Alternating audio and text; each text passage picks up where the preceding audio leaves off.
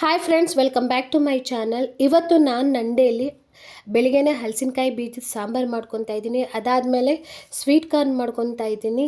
ಅದಾದಮೇಲೆ ಒಂದು ಬ್ಯೂಟಿ ಟಿಪ್ಸ್ನ ನಿಮಗೆ ಅಂದರೆ ಸನ್ಸ್ಕ್ರೀನ್ ಬಗ್ಗೆ ತಿಳಿಸ್ಬೇಕು ಅಂದ್ಕೊಂಡಿದ್ದೀನಿ. ವಿಡಿಯೋ ಎಲ್ಲೂ ಸ್ಕಿಪ್ ಮಾಡಿದೆ, ಲಾಸ್ಟ್ವರೆಗೂ ನೋಡಿ ಅಂತ ಹೇಳ್ತಾ ನಂಡೇನ ವಾರ್ಮ್ ವಾಟರ್ ವಿತ್ ಲೆಮನಿಂದ ಸ್ಟಾರ್ಟ್ ಮಾಡಿದೆ. ಅದಾದಮೇಲೆ ನಾನು ಯಾವುದೇ ರೀತಿ ಇವತ್ತು ತಿಂಡಿ ಮಾಡಿಲ್ಲ, ಬೆಳಿಗ್ಗೆನೇ ಸಾಂಬಾರು ಮಾಡಿಬಿಟ್ಟೆ. ಯಾಕೆಂದರೆ ಮನೆಯಲ್ಲೇ ಎಲ್ಲರೂ 3 ಜನನು ಮನೆಯಲ್ಲೇ ಇರೋದ್ರಿಂದ ನಾನು ತಿಂಡಿ ಏನು ಮಾಡೋಕ್ಕೆ ಹೋಗಲಿಲ್ಲ. ಡೈರೆಕ್ಟ್ ಸಾಂಬಾರು ಅಂದರೆ ಹಲಸಿನಕಾಯಿ ಬೀಜ ಇತ್ತು, ಅದೇ ಬೀಜದಿಂದ ಸಾಂಬಾರು ಮಾಡೋಣ, ತುಂಬ ಟೇಸ್ಟಿಯಾಗಿರುತ್ತೆ, ಚೆನ್ನಾಗಿರುತ್ತೆ. ಅದಕ್ಕೆ ಅದನ್ನೇ ಮಾಡ್ಕೊತಾ ಇದ್ದೀನಿ. ಹಲಸಿನಕಾಯಿದು ಏನು ಮಾಡ್ತಾಯಿದ್ದೀನಿ, ಸಿಪ್ಪೆನ ತೆಗೆದುಕೊಳ್ತಾ ಇದ್ದೀನಿ. ಅದು ಗಟ್ಟಿ ಇರುತ್ತೆ, ಅದು ಒಂದ್ಸರಿ ಈ ಥರ ಸಿಪ್ಪೆನ ಕುಟ್ಕೊಂಡು ಏನಾಗುತ್ತೆ, ಸಿಪ್ಪೆ ಈಸಿಯಾಗಿ ಬಂದುಬಿಡುತ್ತೆ. ಬಟ್ ಇಲ್ಲಿ ಸಿಪ್ಪೆ ನೀಟಾಗಿ ಬಿಡಿಸ್ಕೋಬೇಕು, ಇಲ್ಲಾಂದರೆ ಗಂಟ್ಲಿಗೆ ಸಿಗಾಕೊಳ್ಳುತ್ತೆ, ಹೊಟ್ಟೆ ಒಳಗಡೆ ಎಲ್ಲ ಹೋಗ್ಬಿಡುತ್ತೆ. ಅದು ಆ್ಯಕ್ಚುಲಿ ಸ್ವಲ್ಪ ಹಾರ್ಡ್ ಇರುತ್ತೆ, ಅದನ್ನು ನೀಟಾಗಿ ರಿಮೂವ್ ಮಾಡ್ಕೊಬೇಕು. ತುಂಬ ಟೇಸ್ಟಿಯಾಗಿರುತ್ತೆ, ಒಂದ್ಸರಿ ಮಾಡ್ಕೊಂಡು ನೋಡಿ. ಸೊ ಅದಾದಮೇಲೆ ನಾನು ಖಾರಕ್ಕೆ ಮಸಾಲ ತೊಗೊತಾ ಇದ್ದೀನಿ. ಹಲಸಿನಕಾಯ್ದು ಸಾಂಬಾರು ರೆಡಿ ಮಾಡ್ಕೊಂಡಿದ್ದೀನಿ. ಅದಾದಮೇಲೆ ಖಾರಕ್ಕೆ ನಾನು ಜಾರಿಗೆ ಸ್ವಲ್ಪ ಈರುಳ್ಳಿ, ಅಂದರೆ ಇಲ್ಲಿ 1 ಈರುಳ್ಳಿ ತೊಗೊಂಡಿದ್ದೀನಿ, 1 ಈರುಳ್ಳಿ. ಅದಾದಮೇಲೆ 1 ಇಂಚು ಚಕ್ಕೆ, 1 ಇಂಚು ಶುಂಠಿ, 1 ಗೆಡ್ಡೆ ಬೆಳ್ಳುಳ್ಳಿ, 8ರಿಂದ 10 ಮೆಣಸು ತೊಗೊತಾ ಇದ್ದೀನಿ. ಸ್ವಲ್ಪ ಕಾಯಿ ತೊಗೊಂಡಿದ್ದೀನಿ. ಎಲ್ಲ ಮಸಾಲೆಗೂ ಕಾಯಿ ಹಾಕಿದ್ರೆ ಚೆಂದ. ಈ ಪರ್ಟಿಕ್ಯುಲರ್ ಸಾರಿಗೆ ನೀವು ಕಾಯಿ ಹಾಕಿ ಮಾಡಿದ್ರೆ ತುಂಬಾ ಚೆನ್ನಾಗಿರುತ್ತೆ. ಅದಾದಮೇಲೆ ಇಲ್ಲಿ 2 ಟೊಮೊಟೊ ಯೂಸ್ ಮಾಡ್ತಾಯಿದ್ದೀನಿ. ಸ್ವಲ್ಪ ಹುಣಸೆಹಣ್ಣು ಹಾಕ್ಕೊತಾ ಇದ್ದೀನಿ.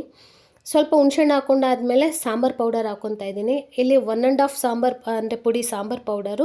ಅದಾದಮೇಲೆ ಅಚ್ಕಾರದ ಪುಡಿ 1/2 ಸ್ಪೂನ್ ಹಾಕ್ಕೊತಾ ಇದ್ದೀನಿ.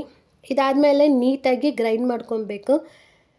ಸೊ ಗ್ರೈಂಡ್ ಮಾಡ್ಕೊಂಡಾದ್ಮೇಲೆ ಇದು ಸಾಂಬಾರಿಗೆ ನಾವೇನು ಮಾಡ್ತೀವಿ, ಕುಕ್ಕರ್ ಇಟ್ಕೊಂಡು ನೀಟಾಗಿ ಸಾಂಬಾರಿಗೆ ರೆಡಿ ಮಾಡ್ಕೊತೀವಿ. ಕುಕ್ಕರ್ ಇಟ್ಕೊಂಡಾದ್ಮೇಲೆ ಸ್ವಲ್ಪ ಎಣ್ಣೆ ಹಾಕ್ಕೊತಾ ಇದ್ದೀನಿ. ಎಣ್ಣೆ ಕಾದ್ಮೇಲೆ ಸ್ವಲ್ಪ ಸಾಸಿವೆ ಸಿಡ್ದಿದೆ ಅಂತ ಗೊತ್ತಾದ್ಮೇಲೆ ಸ್ವಲ್ಪ ಕರಿಬೇವು, ಅದಾದಮೇಲೆ 2 ಒಣಗಿದ ಮೆಣಸಿನ್ಕಾಯಿ ಹಾಕ್ಕೊತಾ ಇದ್ದೀನಿ. ಅದಾದಮೇಲೆ ಈಗ ನಾನೇನು ಬಿಡಿಸಿಟ್ಕೊಂಡಿದ್ದೆ ಆ ಬೀಜ ಅಂದರೆ ಹಲಸಿನಕಾಯಿ ಬೀಜ ಹಾಕ್ಕೊಂಡು 5 ನಿಮಿಷ ಎಣ್ಣೆಲಿ ನೀಟಾಗಿ ಫ್ರೈ ಮಾಡ್ಕೊತೀನಿ. ಅದಾದಮೇಲೆ ಏನು ಈಗ ರುಬ್ಬಿರೋ ಮಸಾಲೆ ಹಾಕ್ಕೊಂಡಿದ್ದೀವಿ, ಆ ಮಸಾಲೆನ ಹಾಕ್ಬಿಟ್ಟು ನೀಟಾಗಿ ಒಂದ್ಸರಿ ತಿರುಗಿಸ್ಕೋಬೇಕು. ನೀಟಾಗಿ ಅದೆಲ್ಲ ಮಿಕ್ಸ್ ಮಾಡ್ಕೋಬೇಕು. ಇಲ್ಲಿ ಯಾವುದೇ ರೀತಿ ನೀರು ಸೇರಿಸ್ಬಾರ್ದು, ಮಸಾಲೆನೇ ಅಲ್ಲಿ ನೀಟಾಗಿ ಕುದಿಬೇಕು, ಅಂದರೆ ಅದು ಎಣ್ಣೆ ಬಿಟ್ಕೊಬೇಕು, ನೀಟಾಗಿ ಹಸಿ ವಾಸನೆ ಎಲ್ಲ ಹೋಗಬೇಕು. ಸೊ ಈಗ ನಾನು ಸ್ವಲ್ಪ ಅರಿಶಿನ ಹಾಕ್ಕೊತಾ ಇದ್ದೀನಿ. ಈಗಲೇ ನನಗೆ ಎಷ್ಟು ಬೇಕೋ ಅಷ್ಟು ಉಪ್ಪು ಕೂಡ ಸೇರಿಸ್ಕೊತಾ ಇದ್ದೀನಿ. ಅದನ್ನ ಹಾಕ್ಬಿಟ್ಟು 5 ನಿಮಿಷ ಬಿಟ್ಬಿಡಬೇಕು, ಅಂದರೆ ಅದು ನೀಟಾಗಿ ಎಣ್ಣೆಲಿ ಕುದಿಬೇಕು, ಅಂದರೆ ಬೇಯಬೇಕು, ಎಣ್ಣೆ ಮೇಲ್ಗಡೆ ತೇಲ್ ಬರಬೇಕು, ಆವಾಗ ಅದು ಹಸಿ ವಾಸನೆ ಹೋಗಿದೆ ಅಂತ ಅರ್ಥ. ಈಗ ನಮಗೆ ಇಲ್ಲಿ ಎಷ್ಟು ನೀರು ಬೇಕೋ ಅಷ್ಟು ನೀರನ್ನ ನಾವಿಲ್ಲಿ ಸೇರಿಸ್ಕೊಬೇಕಾಗುತ್ತೆ. ಇಲ್ಲಿ ನಾನು ಸಾಂಬಾರನ್ನ ಸ್ವಲ್ಪ ಗಟ್ಟಿಯಾಗೇ ಮಾಡ್ಕೊತೀನಿ. ಈ ಸಾಂಬಾರು ತೀರಾ ತೆಳುವಾದರೆ ಚೆನ್ನಾಗಿರಲ್ಲ. ಅದಾದಮೇಲೆ ಇಲ್ಲಿ ಸ್ವಲ್ಪ ನಾನು ತೊಗರಿಬೇಳೆ ಹಾಕ್ಕೊತಾ ಇದ್ದೀನಿ. ತೊಗರಿಬೇಳೆ ಆಪ್ಷನಲ್ಲು, ನೀವು ಬೇಕಂದ್ರೆ ಹಾಕ್ಕೊಬೋದು, ಇಲ್ಲ ಅಂದರೆ ಇಲ್ಲ. ಇದನ್ನು 2ರಿಂದ 3 ವಿಷಲ್ ಹಾಕ್ಸಿದ್ರೆ ಸಾಂಬಾರು ಆಯಿತು. ತುಂಬಾ ಚೆನ್ನಾಗಿರುತ್ತೆ, ತುಂಬ ಟೇಸ್ಟಿಯಾಗಿರುತ್ತೆ. ನೋಡಿ ಇಷ್ಟು ಗಟ್ಟಿ, ಅಂದರೆ ನಾನು ಇಷ್ಟು ಗಟ್ಟಿನೇ ಸಾಂಬಾರು ತಿನ್ನೋದು, ಸಾಂಬಾರು ತೆಳು ತಿನ್ನಲ್ಲ. ಅನ್ನಕ್ಕಂತೂ ಸೂಪರಾಗಿರುತ್ತೆ, ಮುದ್ದೆಗೂ ಸೂಪರಾಗಿರುತ್ತೆ. ಸಾಂಬಾರು ಮಾತ್ರ ಸಖತ್ತಾಗಿರುತ್ತೆ. ಮೊದಲೆಲ್ಲ ಕೊಟ್ಟರು ನಾವು ಹಲಸಿನಕಾಯಿ ಬೀಜ ತಿಂತಾನೇ ಇರಲಿಲ್ಲ. ಬಟ್ ಈಗೀಗ ಅದ್ರ ಹೆಲ್ತ್ಗೂ ಕೂಡ ಒಳ್ಳೆಯದು ಅಂತ ಗೊತ್ತಾದಮೇಲೆ ಹಲಸಿನಕಾಯಿ ಬೀಜ ಯಾವುದೇ ರೀತಿ ಎಸಿದೆ ಈ ರೀತಿ ತಿಂತಾಯಿದ್ದೀವಿ. ತುಂಬಾ ಚೆನ್ನಾಗಿತ್ತು ಆ್ಯಕ್ಚುಲಿ ಸಾಂಬಾರು. ಅದಾದಮೇಲೆ ಈವ್ನಿಂಗಿಗೆ ಸ್ವೀಟ್ ಕಾರ್ನ್ ಇತ್ತು. ಸ್ವೀಟ್ ಕಾರ್ನ್ನ ಯೂಸ್ ಮಾಡಿಕೊಂಡು ಸ್ವೀಟ್ ಕಾರ್ನ್ ಮಾಡ್ಕೊಳ್ಳೋಣ ಅಂತ. ಕಾರ್ನು ಈಗ ಹೊರಗಡೆ ನೀವು ಕಾರ್ನ್ ತೊಗೊತೀವಿ ಅಂದರೆ ಮಸಾಲ ಕಾರ್ನ್ ಆಗ್ಬೋದು, ಪ್ಲೇನ್ ಕಾರ್ನ್ ಆಗ್ಬೋದು, 20 ರುಪೀಸ್ಗೆ ಇಷ್ಟು ಕೊಡ್ತಾರೆ.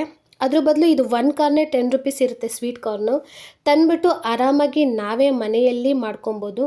ಹಾಗೆ ನಾನು 10 ರುಪೀಸ್ ಕೊಟ್ಟು ತಂದುಬಿಟ್ಟು ಮನೆಯಲ್ಲೇ ಮಾಡೋಣ, ಎಲ್ಲರಿಗೂ ಆಗುತ್ತೆ ಅಂದ್ಬಿಟ್ಟು ಈವ್ನಿಂಗಿಗೆ ರೆಡಿ ಮಾಡ್ತಾಯಿದ್ದೀನಿ. ಇಲ್ಲಿ ಸ್ವಲ್ಪ ಬಾಣಲೆಗೆ ನಾನು ಮೊದಲೇ ಸ್ವಲ್ಪ ಎಣ್ಣೆ ಸ್ವಲ್ಪ ಬೆಣ್ಣೆ ಹಾಕ್ಬಿಟ್ಟು ಏನು ಮಾಡ್ತಾಯಿದ್ದೀನಿ, ಕಾರ್ನ್ ಹಾಕಿದ್ದೀನಿ. ಅದಾದಮೇಲೆ ಸ್ವಲ್ಪ ಉಪ್ಪು, ಸ್ವಲ್ಪ ಖಾರದ ಪುಡಿ, ಸ್ವಲ್ಪ ಗರಂ ಮಸಾಲ, ಸ್ವಲ್ಪ ಚಾಟ್ ಮಸಾಲ ಹಾಕ್ಕೊತಾ ಇದ್ದೀನಿ.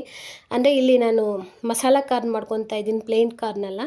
ಸೊ ಅದೆಲ್ಲ ಮಾಡಿಬಿಟ್ಟು ನೀಟಾಗಿ ಮಿಕ್ಸ್ ಮಾಡಿಕೊಂಡ್ರೆ ಕಾರ್ನು ರೆಡಿ ಆಗುತ್ತೆ. ತುಂಬ ಚೆನ್ನಾಗಿರುತ್ತೆ. ನೀವು 10-20 ರುಪೀಸ್ ಕೊಟ್ಟು ಅಷ್ಟು ತಿನ್ನೋ ಬದಲು 1 ಕಾರ್ನ್ ತಂದರೆ ನೀವು ಆರಾಮಾಗಿ ನಿಮ್ಗೆ ಎಷ್ಟು ಬೇಕೋ ಅಷ್ಟು ಇಷ್ಟ ಆಗೋಷ್ಟು ತಿನ್ಬೋದು ಮನೆಯಲ್ಲೇ ಮಾಡಿಕೊಂಡು. ಸೊ ಈ ರೀತಿ ನೀಟಾಗಿ ಮಿಕ್ಸ್ ಮಾಡ್ಕೊಂಡ್ಬಿಟ್ರೆ ಕಾರ್ನ್ ರೆಡಿ. ನಾವು 3 ಜನನೂ ಕೂತ್ಕೊಂಡು ತಿಂದ್ವಿ. ಚೆನ್ನಾಗಿ ಬಂದಿತ್ತು ಸ್ವೀಟ್ ಕಾರ್ನು. ಇದು ಮಸಾಲಾ ಕಾರ್ನು, ಪ್ಲೇನ್ ಕಾರ್ನು ಕೂಡ ಮಾಡ್ಕೊತೀವಿ. ಇವತ್ತು ನಾನೇನು ಮಾಡಿದೆ, ಮಸಾಲಾ ಕಾರ್ನ್ ಮಾಡ್ಕೊಂಡಿದ್ದೆ. ತುಂಬಾ ಚೆನ್ನಾಗಿತ್ತು. ಒಂದು ಸರಿ ತಂದು ಟ್ರೈ ಮಾಡಿ ನೋಡಿ, ಮನೆಯಲ್ಲೇ ಟ್ರೈ ಮಾಡಿ ನೋಡಿ. ಮಕ್ಕಳು ಕೂಡ ಇಷ್ಟಪಡ್ತಾರೆ. ಅವ್ರಿಗೆ ಅಂದರೆ ನೀವು 20 ರೂಪೀಸ್ ಕೊಡಿಸಿದ್ರೆ ಸಾಕಾಗಲ್ಲ, ಇನ್ನೂ ಸ್ವಲ್ಪ ಬೇಕು ಅಂತಾರೆ. ಆವಾಗ ಈ ರೀತಿ ಮನೇಲಿ ತಂದು ಮಾಡಿಕೊಂಡ್ರೆ ಚೆನ್ನಾಗಿರುತ್ತೆ. ಇವತ್ತು ನಾನು ಬ್ಯೂಟಿ ಟಿಪ್ಸಲ್ಲಿ ಸನ್ಸ್ಕ್ರೀನ್ ಬಗ್ಗೆ ಹೇಳ್ತಾ ಇದ್ದೀನಿ. ಬ್ಯೂಟಿ ಟಿಪ್ಸಲ್ಲಿ ಸನ್ಸ್ಕ್ರೀನ್ ಬಗ್ಗೆ ತಿಳಿಸ್ತಾ ಇದ್ದೀನಿ. ಎಲ್ಲರಿಗೂ ಗೊತ್ತು ಸನ್ಸ್ಕ್ರೀನು ಎಷ್ಟು ನಮ್ಮ ಫೇಸ್ಗೆ ಮುಖ್ಯ. ಅದರಲ್ಲೂ ಈ ಸರಿ ಬೇಸಿಗೆ ತುಂಬಾ ಇರುತ್ತೆ, ಬಿಸಿಲು ಜಾಸ್ತಿ ಅಂತಲೇ ಹೇಳ್ತಾ ಇದ್ದಾರೆ. ಸೊ ಬಿಸಿಲು ಈಗಿರುವಾಗ ನಾವು ಸನ್ಸ್ಕ್ರೀನ್ನ ಯೂಸ್ ಮಾಡೋದಂತೂ ಇಂಪಾರ್ಟೆಂಟು. ಸೊ ನಾನು ಇಲ್ಲಿ ಸನ್ಸ್ಕ್ರೀನ್ ಯೂಸ್ ಮಾಡ್ತಾ ಇರೋದು Neutrogena ultra sheer dry touch sun block SPF 50+, PA+++. ನೋಡಿ, water and sweat resistant, no white cast, 80 gram. ಇದು 80 ಗ್ರಾಮ್ಗೆ ನನಗೆ 591 ರೂಪೀಸ್ಗೆ ಅಮೆಝಾನಿಂದ ತರಿಸ್ಕೊಂಡಿದ್ದು. ತುಂಬಾ ಚೆನ್ನಾಗಿದೆ. ಸೊ ನೀವು ಇದೇ ಸನ್ಸ್ಕ್ರೀನ್ ಯೂಸ್ ಮಾಡಬೇಕು ಅಂತ ನಾನು ಹೇಳ್ತಾ ಇಲ್ಲ, ನೀವು ಯಾವ ಸನ್ಸ್ಕ್ರೀನ್ ಆದರೂ ಯೂಸ್ ಮಾಡಿ, ಬಟ್ ಸನ್ಸ್ಕ್ರೀನ್ ಅಂತೂ ಯೂಸ್ ಮಾಡಿ ಅಂತಲೇ ಹೇಳ್ತಾ ಇರೋದು. ಸನ್ಸ್ಕ್ರೀನ್ ಇಲ್ಲದೆ ದಯವಿಟ್ಟು ಹೊರಗಡೆ ಹೋಗಬೇಡಿ. ಯಾಕೆಂದರೆ ಹೆಣ್ಮಕ್ಳಿಗೆ ಎಲ್ಲರಿಗೂ ಗೊತ್ತು, ಒಂದು ಸರಿ ಸ್ಕಿನ್ ಡ್ಯಾಮೇಜ್ ಆಯಿತು ಅಂದರೆ ಅದು ರಿಪೇರಿ ಮಾಡೋಕ್ಕೆ ತುಂಬಾ ಕಷ್ಟ ಆಗುತ್ತೆ. ನಾವು ಯಾವ್ಯಾವುದೋ ಫೇರ್ನೆಸ್ ಕ್ರೀಮ್ಗೆಲ್ಲ ಅಷ್ಟು ದುಡ್ಡಾಗಿ ತೊಗೊತೀವಿ. ಅದ್ರ ಬದಲು ಈ ಥರ ಒಂದು ಸರಿ ನಾವು ಸನ್ಸ್ಕ್ರೀನ್ನ ತಂದು ಇಟ್ಕೊಂಡ್ಬಿಟ್ರೆ ಸ್ಕಿನ್ಗೂ ಒಳ್ಳೆಯದು, ಸನ್ನಿಂದನೂ ಪ್ರೊಟೆಕ್ಟ್ ಆಗುತ್ತೆ. ಸೊ ಇದಕ್ಕಿಂತ ಮೊದಲು ನಾನು ಇದನ್ನು ತುಂಬ ಸರಿ ಯೂಸ್ ಮಾಡಿದ್ದೀನಿ. ಸೊ ಟ್ರೈ ಮಾಡೋಣ ಅಂದ್ಬಿಟ್ಟು ನಾನು ಡರ್ಮಾಕೋ SPF 60 ಯೂಸ್ ಮಾಡ್ತಾಯಿದ್ದೆ. ಬಟ್ ನನಗೇನು ಇದು ಒಳ್ಳೆ ರಿಸಲ್ಟ್ ಕೊಟ್ಟಿಲ್ಲ, ನನಗೆ ಏನು ಇಷ್ಟನೂ ಆಗಲಿಲ್ಲ ಆ್ಯಕ್ಚುಲಿ. ಇದು ಬಂದು 50 ಗ್ರಾಮ್, ಇದು 699 ರೂಪೀಸ್, ಅಂದರೆ 1 ರೂಪೀಸ್ ಕಮ್ಮಿ, 700 ರೂಪೀಸ್. ಬಟ್ ಇದು ಏನಂದರೆ ಅದು ಫೇಸ್ಗೆ ಅಪ್ಲೈ ಮಾಡಿದಾಗ ಫೇಸ್ ಅಬ್ಸರ್ವ್ ಮಾಡೋಕ್ಕೆ 10 ನಿಮಿಷ ತೊಗೊಳುತ್ತೆ, ಸಿಕ್ಕಾಪಟ್ಟೆ ಟೈಮ್ ತೊಗೊಳುತ್ತೆ. ನನಗಂತೂ ಪರ್ಸ್ನಲಿ ಇದು ಒಂಚೂರು ಇಷ್ಟ ಆಗಲಿಲ್ಲ. ಅಷ್ಟೊಂದು ಹೇಳ್ಕೊಳ್ಳೋ ಅಂಥದ್ದೇನಲ್ಲ ಇದು. ಅದಾದಮೇಲೆ ಫೇಸ್ ಗಾರ್ಡು, ಸನ್ ಬ್ಲೆಸ್ಸು, ಈ ರೀತಿಯೆಲ್ಲ ಕ್ರೀಮ್ ಟ್ರೈ ಮಾಡಿದ್ದೀನಿ. ಚೆನ್ನಾಗಿದೆ ಆ್ಯಕ್ಚುಲಿ. ಅದೆಲ್ಲ ನನಗೆ ಸ್ಕಿನ್ ಡಾಕ್ಟ್ರು ಕೊಟ್ಟಿದ್ದದ್ದು, ಚೆನ್ನಾಗಿದೆ. ಬಟ್ ಇದು ಬಜೆಟ್ ಫ್ರೆಂಡ್ಲಿ. ನಿಮಗೆ 30 ಗ್ರಾಮ್ ಪ್ಯಾಕ್ ಬಂದು 260, 268ಗೆಲ್ಲ ಸಿಗುತ್ತೆ. ಇದು ಬಂದು 80 ಗ್ರಾಮು 591 ರೂಪೀಸ್ಗೆ ಸಿಗುತ್ತೆ. ಆರಾಮಾಗಿ ಹಾಕೋಬೋದು. ದಯವಿಟ್ಟು ನಾವು ನೀವು ಯಾವ ಫೇರ್ನೆಸ್ ಕ್ರೀಮಾದ್ರೂ ಹಚ್ಕೊಳ್ಳಿ, ಬಟ್ ಬೇಸಿಗೆಯಲ್ಲಿ ಹೊರಗಡೆ ಹೋಗುವಾಗ ದಯವಿಟ್ಟು ನೀವು ಸನ್ಸ್ಕ್ರೀನ್ನ ಯೂಸ್ ಮಾಡಿ ಅಂತಲೇ ಹೇಳ್ತಾ ಇದ್ದೀನಿ. ಸನ್ಸ್ಕ್ರೀನ್ ಇಲ್ಲದೆ ಯಾವುದೇ ಕಾರಣಕ್ಕೂ ಹೊರಗಡೆ ಹೋಗಬೇಡಿ. ಸೊ ನೀವು ಸನ್ಸ್ಕ್ರೀನ್ನ ಅಂದರೆ ಹೊರಗಡೆ ಹೋಗೋಕ್ಕಿಂತ ಮುಂಚೆ 20 ನಿಮಿಷಕ್ಕಿಂತ ಮುಂಚೆ ಹಚ್ಕೊಂಡು ಹೋಗಬೇಕು. ಅಂದರೆ ನೀವು ಹೊರಗಡೆ ಈಗ ಹೋಗ್ತಾ ಇದ್ದೀವಿ ಅಂದರೆ 20 ನಿಮಿಷಕ್ಕಿಂತ ಮುಂಚೆ ಸನ್ಸ್ಕ್ರೀನ್ನ ಹಚ್ಚಿರಬೇಕು, ಅದು ಸ್ಕಿನ್ನು ಅಬ್ಸರ್ವ್ ಮಾಡೋಕ್ಕೋಸ್ಕರ. ಅದಾದಮೇಲೆ ಸನ್ಸ್ಕ್ರೀನ್ನ ಹಚ್ಚೋಕ್ಕೆ ನೀವು 3 ಫಿಂಗರ್ ಅಂದರೆ ಈ 3 ಫಿಂಗರ್ ರೂಲ್ಸ್ನ ಫಾಲೋ ಮಾಡಬೇಕು. ಅಂದರೆ ಈ ಸನ್ಸ್ಕ್ರೀನ್ನ ಈ 3 ಬೆರಳಿಗೆ ಹಾಕ್ಕೊಂಡು ನೀವು ಅಪ್ಲೈ ಮಾಡಬೇಕು. ಅಂದರೆ ಫುಲ್ಲು ನೆಕ್ ಆಗಿರ್ಬೋದು, ಫೇಸ್ ಆಗಿರ್ಬೋದು, ಈವನ್ ಇಯರ್ ಆಗಿರ್ಬೋದು, ಎಲ್ಲನೂ ಕವರ್ ಮಾಡಬೇಕು. ಕವರ್ ಮಾಡಿ 20 ನಿಮಿಷ ಆದಮೇಲೆ ಹೊರಗಡೆ ಹೋಗಬೇಕು. ನನಗನ್ಸೋ ಪ್ರಕಾರ ಇದು 2 to 3 hours ನಿಮ್ಮ ಸ್ಕಿನ್ನ ಪ್ರೊಟೆಕ್ಟ್ ಮಾಡ್ಬೋದು. ಅದಾದಮೇಲೆ ನೀವು ಮತ್ತೆ ಒಂದು ಸರಿ ಹಚ್ಚಬೇಕಾಗುತ್ತೆ.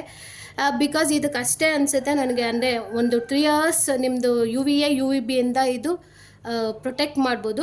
ಅದಾದಮೇಲೆ ನೀವು ಮತ್ತೆ ಹಚ್ಚಬೇಕಾಗುತ್ತೆ. ನೀವು ಹೊರಗಡೆ ಇದ್ದೀರಾ ಅಂದರೆ ಖಂಡಿತವಾಗಿಯೂ ಹಚ್ಚೋಕ್ಕಾಗಲ್ಲ.